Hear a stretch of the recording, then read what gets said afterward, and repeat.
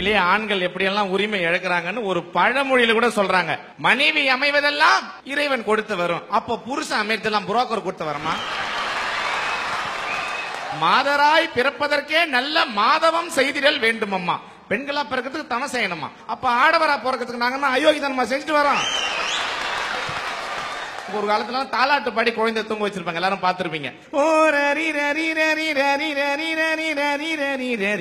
இப்படி தாலாட்டு பாடினா குழந்தை தூங்கிடும், தெருவே தூங்கிடும். நீங்க எங்க ஊர் பக்கம் வந்து பாருங்க, ஒரு அம்மா தாலாட்டு பாருன்னு குழந்தை அப்படி போட்டுட்டு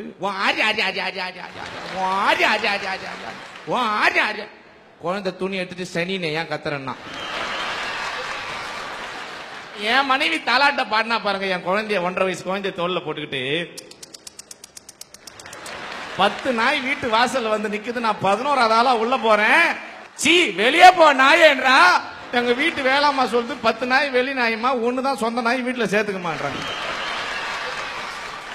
இவ்வளவு பிரச்சனை சந்திக்கிற ஆண்களுக்கு எங்க சார் உரிமை இருக்குது? 30,000 40,000 கொடுத்து நாங்கெல்லாம் டிவி வாங்கி கொடுக்கறோம். அந்த டிவி பாக்குறதுக்கு எங்களுக்கு முதல்ல உரிமை இருக்குதா? எப்ப நியூஸ் போடுறானோ அப்பதான் டிவி நம்ம கிட்ட கொடுப்பாங்க. அதுக்கு முன்னாடி இந்த சீரியல் அந்த சீரியல் 11:30 மணிக்கு நம்ம கிட்ட டிவி வரும். 11:30 மணிக்கு டிவியை வாங்கினா, வாலிப வயோதிக நண்பர்களே, நீங்கள் இந்த லேகியத்தை வாங்கி சாப்பிட்டா, நான் 11:30 மணிக்கு லேகியம் சாப்பிட்டா என்ன, சாப்பிடலன்னா உனக்கு என்னடா? சாப்பாட்டுக்கு முன் சாப்பாட்டுக்கு பின் தான் டாக்டர் எல்லாம் மாத்திரை தருவாங்க ஒரு காலத்துல எல்லாம். இப்ப எங்க ஊர்ல அப்படி கிடையாது. சீரியலுக்கு முன் சீரியலுக்கு பின். இப்ப சீரியலுக்கு பின்ன்றது எப்படி மாத்திராங்க தெரியுமா? சிபி. அதாவது நீங்க பிபி டேப்லெட் எடுக்கணும்னா கூட சிபிக்கு பின்னாலதான் எடுக்க முடியும். ஆம்பளை நம்ம கூட காமு காபி அப்படின்னு வச்சுக்கலாம். என்னன்னா கல்யாணத்துக்கு முன் கல்யாணத்துக்கு பின். ஆமாங்க, கல்யாணத்துக்கு முன்னாலதான் நான் சாமியே கும்பிட்டது இல்லைங்க. கல்யாணத்துக்கு அப்புறம் நான் கும்பிடாத சாமியே இல்லைங்க.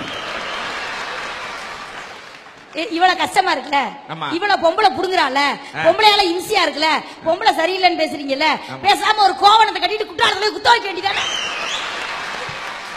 4 பெண்கள் சண்டை போட்டா சண்டை போட்டுட்டு வீட்டுக்குள்ள போயிருவோம். 4 ஆம்பளை சண்டை போட்டா வேலூர் ஜெயில அருவாளோட இருப்பியே. உண்மையிலே சொல்றேன், 40 ஆண்கள் ஒன்னா சேர்ந்து ஒரு ஊர்ல ஒரு தெருவுல குழாவை கொண்டு வருவான். 2 பொம்பளை தான் தண்ணி பிடிக்க போய் 40 ஆம்பளை மறுநாள் போலீஸ் ஸ்டேஷன்ல இருப்பான். இந்த ஆண்களுக்கு ஆண் ஒரு பேர் உண்டு, ஏன் தெரியுமா சார்? ஒரு குத்து கண்ணுக்கு சேலையை கட்டிடுங்க, நம்மால ஆண் பாத்துக்கிட்டே இருப்பான். ஆண்களுக்கு ஆடவர்னு ஒரு பேர் உண்டு, ஏன் தெரியுமாக்கா? நம்மால போட்டுக்கிட்டு ஆடுவான், போடாமலும் ஆடுவான். இவ்வளவு பேசுறீங்கல்ல, இந்த தினேஷ் என்ற அருமையான ஆண்மகன் வயிற்றுக்குள் இருக்கும் போது ஒரு அரை பப்பாளி பழத்தை சாப்பிட்டு இருந்தால் சீன் முடிஞ்சிருக்கும். நல்லா வளர்த்து வாலிபமாக்கி சட்டை துவச்சு போட்டு அப்ப என் அம்மா சாப்பிடுறதா இப்ப கொஞ்சம் கொஞ்சமா என் பொண்டாட்டி என்ன சாப்பிட்டுங்கிறா. நீங்க என்ன பெண்களுக்கு இவ்வளவு சப்போர்ட் பண்றீங்க? ஆண்கள் எவ்வளவு பிரச்சனை சந்திக்கிறான் தெரியுமா? ஒரு ஊர்ல ஒரு தெருவுல 4 பொம்பளைங்க ஒன்னா உட்காந்து பேசினாங்கன்னா ஏதோ ஒரு ஆம்பளை நட்டு இருக்க போறான்னு அர்த்தம். இதே ஒரு ஊர்ல ஒரு தெருவுல 2 கிழவிங்க ஒன்னா உட்காந்து பேசினாங்கன்னா ஊருக்கே வெட்டு குத்தாக போகுதுன்னு அர்த்தம். இப்ப உங்களுக்கு தமிழ் தெரியலாம், இங்கிலீஷ் தெரியலாம், ஹிந்தி தெரியலாம், மலையாளம் தெரியலாம். ஆனா கிழவிங்களுக்கு ஒரு தனி பாஷை இருக்குது தெரியுங்களா? அது இப்படி என்ன அர்த்தம்னா, 3ஆவது தெருல இருக்கிற பையன் 4ஆவது தெருல பொண்ணை கூப்பிட்டு ஓட்டான்னு அர்த்தம். இவ்வளவு பேசிட்டு அந்த கிழவி சொல்லும், நமக்கு எதுக்கு ஊர் வம்பு?